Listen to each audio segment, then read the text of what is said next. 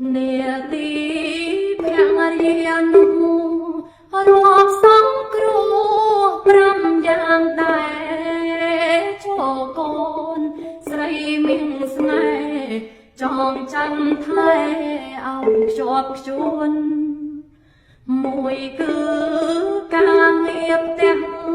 ត្រូវរូតរះទុំលប់ខ្លួនបាយទឹកឲ្យសំសួនភាពមមួនទាំងចិត្តកាយពីគឺសង្គ្រោះញាតកុំវិវិតឪពុកម្ដាយរំអានទុំចិត្តឆ្ងាយសងសប្បាយគ្មានមងសៅបីគឺ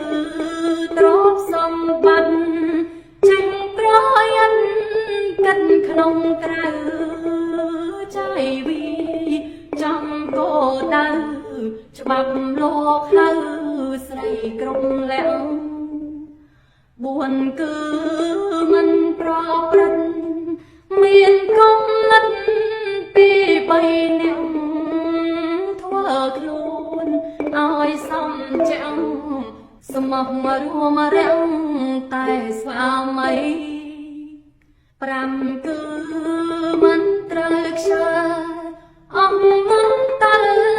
កើតសេរីការងារត្រូវគ្មានថ្មីនឹងហៅស្រី